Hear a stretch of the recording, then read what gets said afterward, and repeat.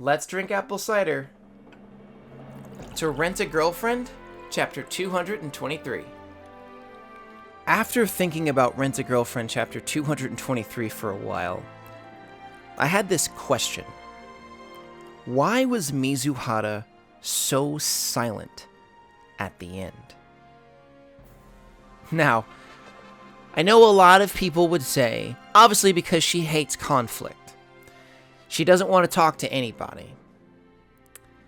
Now, this is definitely a big part of the reason, but I don't think it's the full story. In order to truly understand the context surrounding Mizuhara's resistance to actually being open and honest with Grandma Nagomi when she asks, I hope this is just a misunderstanding.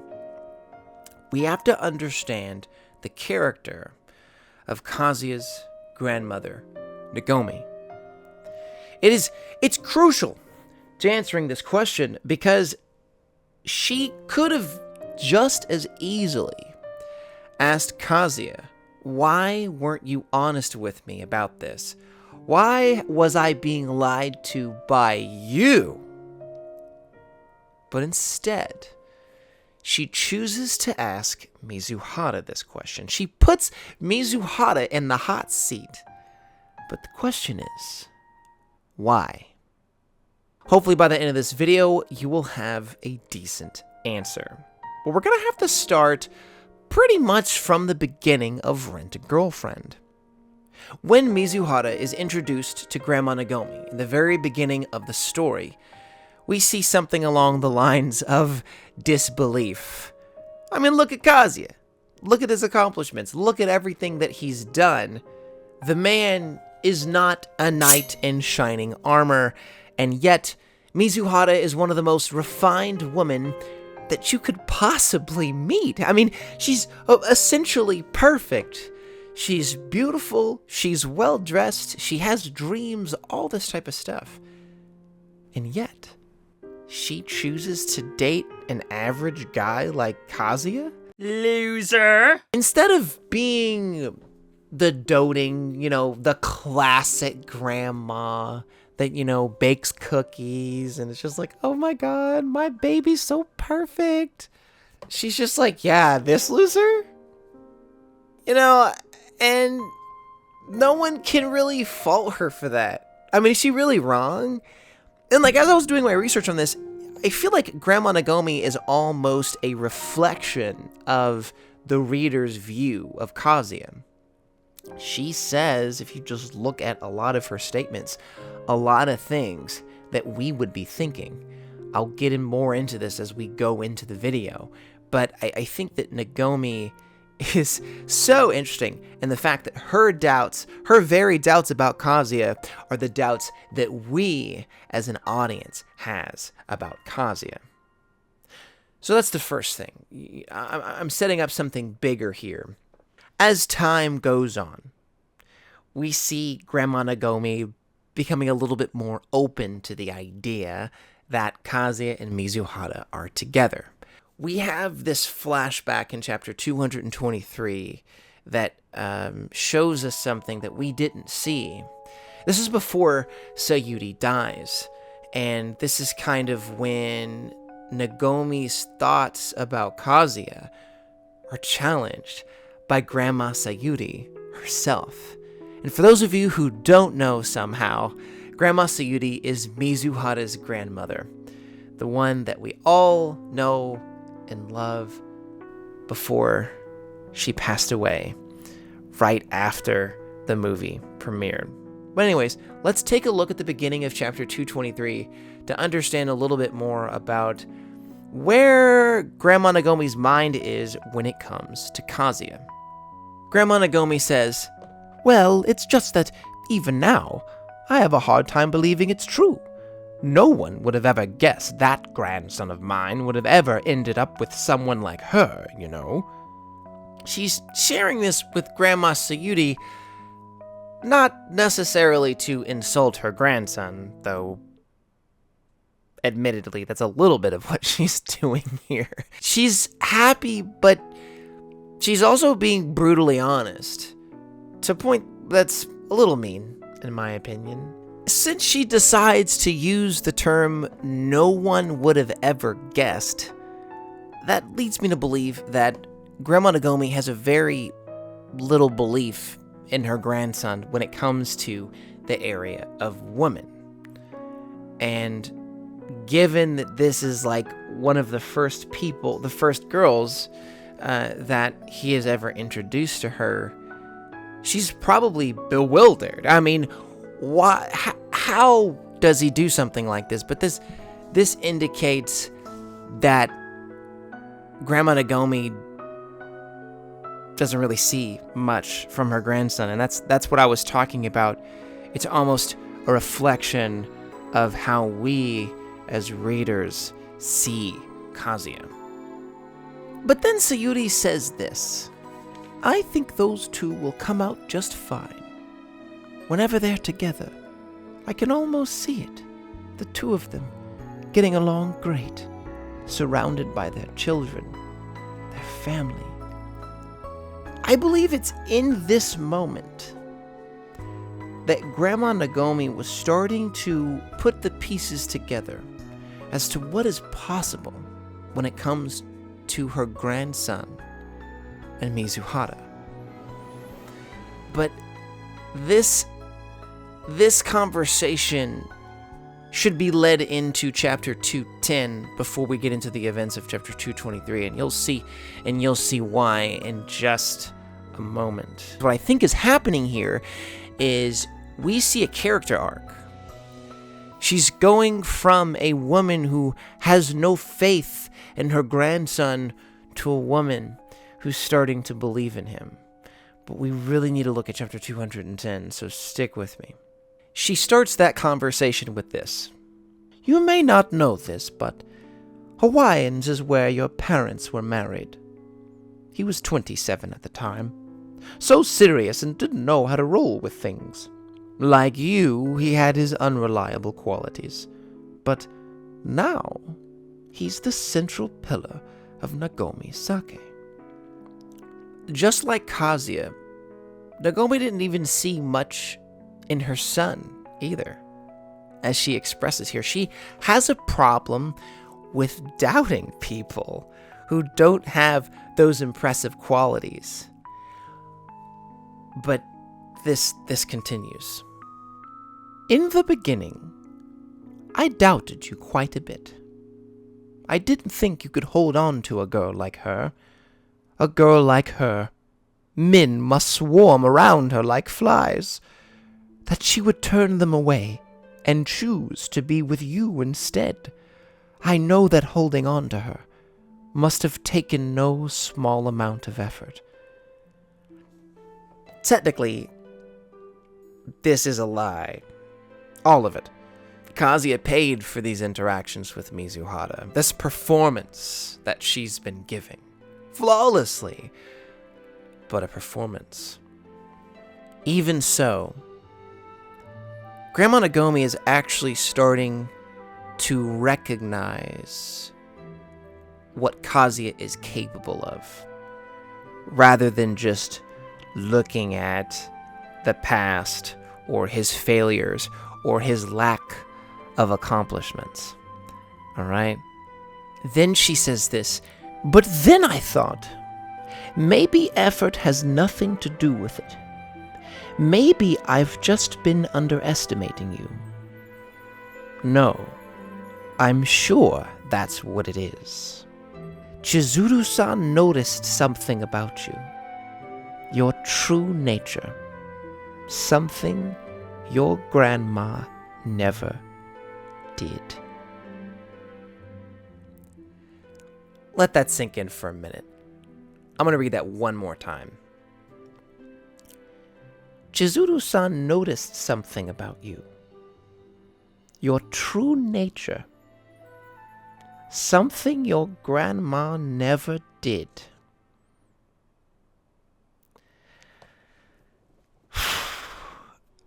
In a way, I'm just going to break the fourth wall for a second. I feel like we need to realize this sometimes about ourselves. Because we can be so hard on ourselves sometimes. We can feel like failures. We can feel like we haven't done that much with our lives. But at the end of the day, I believe all of us have an incredibly impressive nature within. And unless we think that's possible, then we may never see it. Grandma Nagomi believes that Chizuru Mizuhara has seen something that is very hard to see within a human being. And it's beyond what they look like. It's beyond what they talk like. It's beyond what they act like. It's something beyond comprehension. It's a spiritual thing that we see, and I think it's incredible that Grandma Nagomi is starting to realize that her grandson is a human being. Not just a person that has failed at acquiring woman. He's a human being. And Mizuhara is seeing this, but in actuality, Grandma Nagomi is starting to transform within. She's not doubting him as much. She goes on to say, "All I've ever done is scold you. And while I'm sure the princess has keen instincts, I've been watching you since the day you were born. I'm a sorry excuse of a grandmother." I'm sorry, but I'm going to read this part directly from the script. So please enjoy watching whatever visuals I play. Even if Mizuhara goes away, her rental relationship with Kazuya opened up Nagomi's eyes to her grandson's potential. And Mizuhara liking Kazuya actually made Nagomi-san grateful for the person that he is, rather than seeing him as a representation of a lack of accomplishment. At the end of the day, we are human beings, not a sum of our accomplishments. We are human beings, not a sum of our accomplishments. Grandma Nagomi's actually starting to see this now and believe in her grandson unlike she ever has before. Unfortunately, this has to be intertwined with all of this drama, with mommy and the lie and the rental relationship. But at the end of the day, she's transformed. And this actually causes Grandma Nagomi to apply pressure to Mizuhara when it comes to all of this, and bring up the fact that Sayuri is also a victim here. Her legacy is being challenged by Mizuhara's lie. Because as Grandma Nagomi brings up, she died believing the lie that Kazuya and Mizuhara were together. As she says in this flashback, Kazuya is the first boyfriend that Mizuhara ever introduced to Grandma Sayuri. So just imagine how devastating that would be to realize it's all a lie. It's all a fantasy, and it could have been avoided. Like, how dare Mizuhara lie to her own grandmother? It's crazy to me that happened, and that this is canon. It really bothers me that she did that, and Nagomi does not take this sitting down. She says, "Chizuru-san, Sayuri-san believed in you until the very end. She left this world believing her dearest granddaughter had finally managed to introduce her boyfriend to her. If what Mami Dono says is true, then I'm not letting this go. For her sake, there's no way I can let this go. I truly hope this is nothing more than a misunderstanding. Do you care to explain yourself? And that's when we hear the loudest silence in Rent-A-Girlfriend in the entire history of this manga. Complete with fan service, with Mizuhara in a bikini. But anyways, this panel is devastating. It's the lack of things happening that is devastating. The reason that Mizuhara is so silent here is because Grandma Nagomi has chosen to apply an incredible amount of pressure to Mizuhara herself. I can't say what she's thinking about Kazuya's part in this, because she doesn't really address Kazuya here. All I can look at is what the text says, and the fact that Mizuhara has ran away over and over and over and over and over again when Kazuya is trying to confess to her in private. Just imagine taking someone who can't have a normal adult conversation in private and public in front of all the people that she has come to care about. You know, even though it's a client relationship, I think that Mizuhara's relationship with Kazuya and Nagomi and even Mami and Kibe and all these people are pretty good. And it seems like she cares about them as people. So, obviously, it's going to be incredibly embarrassing for her to say anything. But that gets me to just some other things I want to nitpick about the chapter before I finish the video. In pages 9 through 10, I mean, it's all over the chapter, but specifically pages 9 and 10 are very, very annoying. Because Kazuya's thinking about all this stuff, like, oh man, I really need to do this, and why are you saying that, Kibe? What is Grandma Nagomi thinking? Bro, you know, you could just say some of these things out loud and people might give you a little bit of credit, you know, right? Like, you have a mouth. You could use that. That could be helpful. But no, you decide to populate those 2 pages with 12 individual thoughts, but not a single word. 12 thoughts, no words. So stupid to me. And then, after Kazuya got decked by Kibe, I didn't care. Like, I could have cared less that he got punched in the face. Like, is it just me? Or did y'all feel bad for Kazuya getting punched in the face? Like, I didn't, like, at all. I just want to know if, you know, I'm kind of being a butthole, or if that was common in the community. I don't know. I didn't feel any sympathy whatsoever. and then, you know, most of the video was about Nagomi and Kazuya's relationship and her sort of transformation from doubting him to believing in him. But at the very end of everything, we have this smirk from Mami, and it's very classic. It's very Mami.